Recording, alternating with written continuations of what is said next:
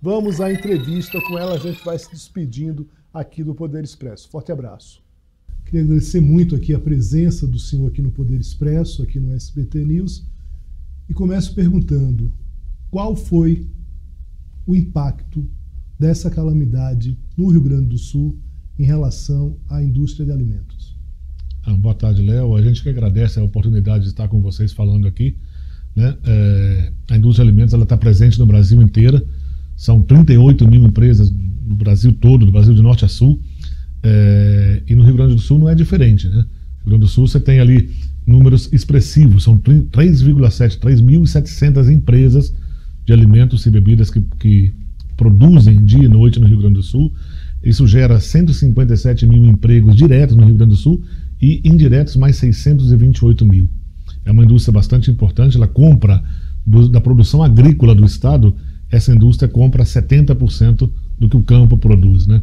Então realmente uma lástima, acho que todo brasileiro está sentindo isso, uma pena realmente o que está acontecendo. A indústria de alimentos não só está trabalhando por retomar a normalidade das operações, como também tem apoiado o governo do estado, a população do estado, né, com doações de alimentos, né, de norte a sul do Brasil. As associadas da ABIA, nós já conseguimos fazer doação e efetivar a doação da ordem de 1.100.000 toneladas de alimentos, né? Além de 1.700.000 litros de água potável. Isso é pouco perante todo o sofrimento que a população gaúcha está sentindo, mas a gente acredita que todos nós fazendo uma parte daquilo que nos é possível ajuda a passar esse momento de maneira um pouco menos desconfortável, né? Muito bem. Uma questão que a gente precisa falar é um pouco também de uma demanda dos senhores da indústria, que é essa questão da cesta básica, na tentativa de se aumentar aí os itens da cesta básica. Eu queria que o senhor falasse um pouco sobre isso. Esse tema, a reforma tributária, para nós é um momento muito importante, eu diria que para o brasileiro é um momento muito importante, porque quando você se compara com o mundo, o que o mundo faz em termos de imposto sobre alimento industrializado, o Brasil tem a segunda maior carga do planeta. A gente paga 24,4%. A gente, que eu digo, como consumidor brasileiro, a gente paga 24,4% de imposto sobre alimento industrializado. Imagine se você senta num restaurante e tem um prato ali que tem arroz, feijão, uma polenta, porque às vezes a gente esquece, né? O arroz passa pela indústria, o feijão passa pela indústria, o fubá da polenta passa pela indústria. Vamos colocar o arroz, feijão e uma carne qualquer, uma proteína animal ali. Se você olhar aquele prato, 1/4 daquilo é imposto, né? É um alimento que está ali, mas 1/4 daquilo você está pagando em forma de imposto. Ao nos compararmos com os países da OCDE, esses países pagam 7%. Então tem uma diferença bastante grande aí. E, na verdade, a gente acredita que o texto constitucional aprovado na PEC, ele acertou, ele foi muito assertivo em termos de... O legislador acertou no sentido de criar, além da cesta básica, uma outra tarifa reduzida para os alimentos humanos, né? E é uma tarifa reduzida em 60% sobre a alíquota modal. Então, se a alíquota modal for 25%, mais ou menos, estamos falando de 10,5%, 11% de impostos para a maioria dos alimentos. Isso já nos aproxima um pouco mais dessa realidade da OCDE, né?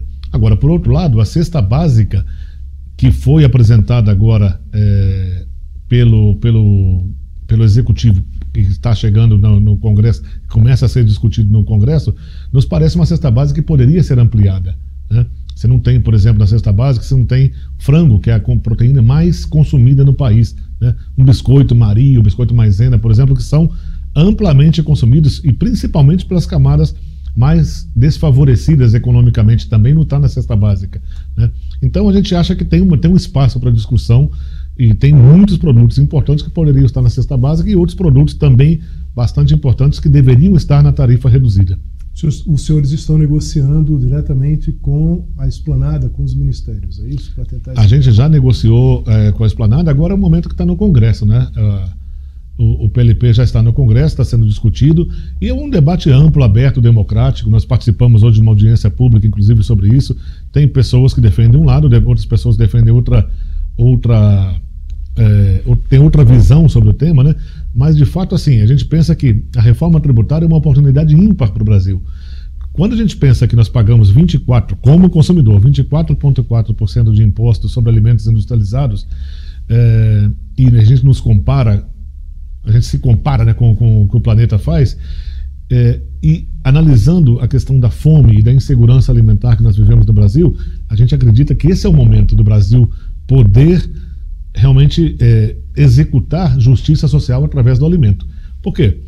Nós temos, segundo os dados das últimas pesquisas, você tem 33 milhões de pessoas em situação de fome e outras 125 milhões de pessoas em situação de insegurança alimentar. Insegurança alimentar é você comer hoje sem saber se vai comer à noite, se vai ter dinheiro, vai ter comida para conseguir, vai ter acesso ao alimento para amanhã, para a semana que vem, né? Então você tem 125 milhões de pessoas nessa situação. Por outro lado, a gente tem um campo forte, o Brasil é conhecido como celeiro do mundo, né? E nós temos uma indústria muito forte. A indústria brasileira de alimentos, ela passou a ser em 2023, ela se consolidou em 2023 como o maior exportador de alimentos industrializados do planeta. A gente exporta para 190 países. Imagina, dentro dessa indústria a gente produz 270 milhões de toneladas de comida e desse total, 70 milhões são exportadas e 200 ficam aqui no Brasil.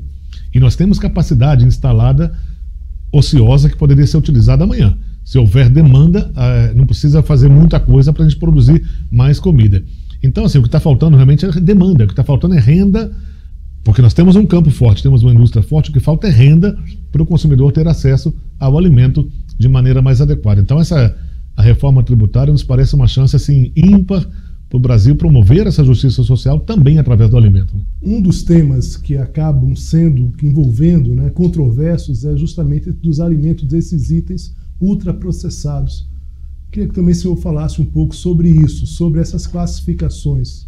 Importante, acho que é até importante essa oportunidade de a gente poder falar e trazer o ponto de vista da indústria, né? Na verdade, a indústria trabalha com processamento de alimentos que está baseado em ciência e tecnologia de alimentos, né? A indústria não ultraprocessa nada. A indústria usa o processamento na medida em que ele é necessário para fabricar um produto A ou B. O que eu estou dizendo? Você tem produtos que passam pela indústria que necessita menos tecnologia. Por exemplo, o fubá. A fabricação do fubá é uma moagem de milho. Tem tecnologia, porque você tem que respeitar a granulometria, tem que respeitar a filtragem para não ter nenhuma partícula ali que não seja milho exclusivamente, né? E tem outros produtos que necessitam mais tecnologia, como, por exemplo, um iogurte, um chocolate, uma fórmula infantil, um biscoito, um pão de forma. E o problema é que a classificação que criou essa terminologia de ultraprocessados praticamente joga tudo que tem mais tecnologia nessa categoria, né? Então, assim, de fato, não existe nem sequer consenso científico no Brasil e nem no mundo a respeito do que seria um alimento chamado ultraprocessado. Nós trabalhamos com processamento de alimentos. Então, se você, por exemplo, toma um misto quente, o misto quente é um lanche ultraprocessado, porque o pão de forma que está ali é considerado ultraprocessado. Veja, eu estou falando, é considerado. A indústria e a tecnologia de alimentos não sequer reconhece essa classificação. Mas o presunto, o queijo, a margarina que você pode passar ali, e se você tomar aquilo com um refrigerante, com um suco, um néctar ou um chá gelado, por exemplo, é ainda mais ultraprocessado. E a gente se pergunta, né, realmente, será que o misto quente, que é tão consumido, é tão gostoso e que todo mundo gosta, será que ele tem esses malefícios? Só para a gente perguntar, para a gente refletir sobre isso. Mas o principal problema é que essa classificação ela não encontra respaldo na ciência e tecnologia de alimentos e ela é muito ampla. Ela é muito ampla, porque a imagem que se dá para o consumidor é que o ultraprocessado seria uma meia dúzia de produtos ali. Sempre que você vê um estudo falando de ultraprocessado, aparecem os mesmos produtos ali, né? O problema é que não é isso. O problema são 5.700 itens que a indústria produz que cairiam nessa classificação de ultraprocessados, né? E tem muito estudo que fala o ultraprocessado faz mal para X, Y, Z, causa esse outro problema. A pergunta que a gente faz é qual ultraprocessado?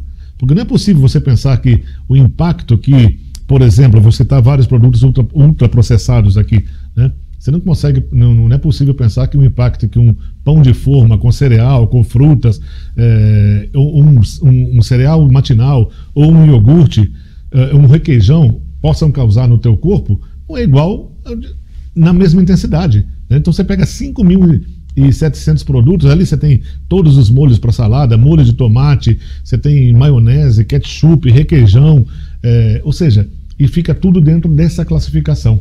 Então, assim, realmente essa classificação não encontra respaldo na ciência e na tecnologia de alimentos. Eu volto a dizer, a indústria processa o alimento na medida em que necessita esse processamento. E o processamento é benéfico para o ser humano, né? O processamento em si, ele existe há 2,5 milhões de anos, desde quando o ser humano conseguiu controlar o fogo e percebeu que, ao cozinhar uma carne, essa carne teria uma durabilidade maior do que a carne crua que ele tinha que guardar nas cavernas ou de outra maneira.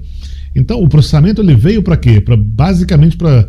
Ele tem dois motivos, né? Para tornar o alimento seguro, né? Ninguém tem dúvida que o alimento pasteurizado, o alimento tratado, a carne, por exemplo, né? Ele passa a ser mais seguro para o ser humano, seguro na medida em que ele vai matar bactérias, matar fungos, por exemplo, que poderiam estar presentes na matéria-prima crua, natural, e além disso, favorecer o acesso da população. Porque viver no nosso planeta é uma constante batalha por alimento. A gente às vezes até imagina que não tem essa batalha, mas temos na nossa casa.